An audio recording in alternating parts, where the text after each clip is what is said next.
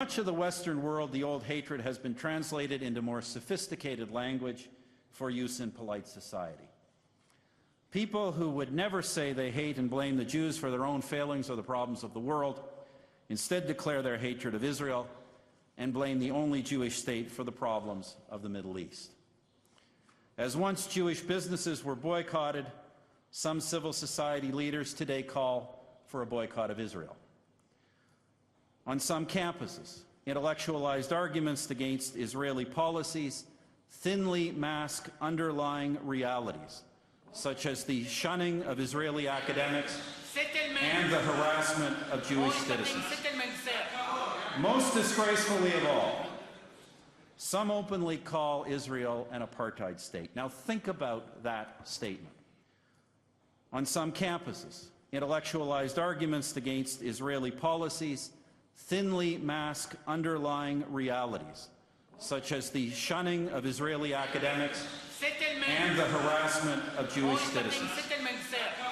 Most disgracefully of all, some openly call Israel an apartheid state. Now think about that statement.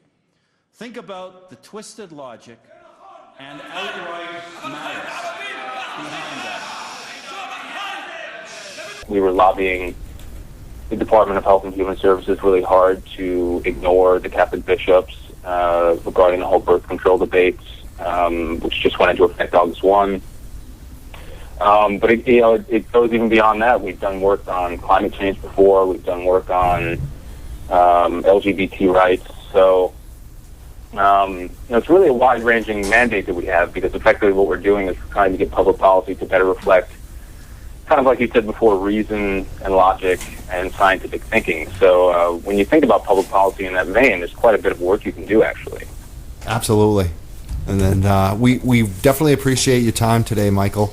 I know that you're the UN representative, so you're up at the UN. You must see a lot of amazing, crazy things up there that people are interested in, because there's a lot of conspiracy theories about the UN out there. What's your completely difficult to get them here, and so we had like a collaboration and sort of dialogue with them for almost 1 month, and at the end there was no way to make them come here. It works? Yes, it does. Hello, everybody. So I'm here. I basically have a ton of questions, but I will just ask 2 or 3. The first assumption is I really appreciate you, but point is it's very easy to make a good question. It's very hard to make criticism to people that you appreciate. So the first 2 questions maybe sound like critic. Please prove me wrong.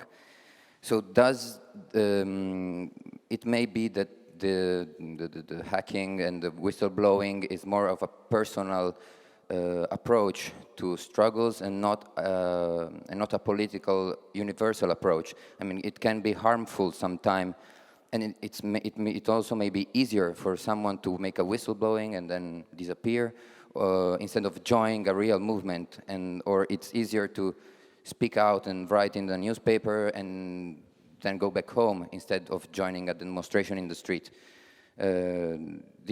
It may be harmful, it may be just selfish to stay home and do this, or just say, I provide instruments, you do your business, you do the clashes in the streets, you use obscure cam to take photos during the demonstration and blah, blah, blah. I hope this is clear. Then a more technical question, but it's also kind of critical.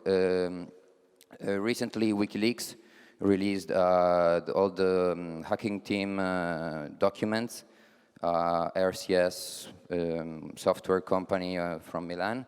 It's a company that produces target instruments to control. It's a targetized instrument to control activists or people, and was selling it all over the world. There was this big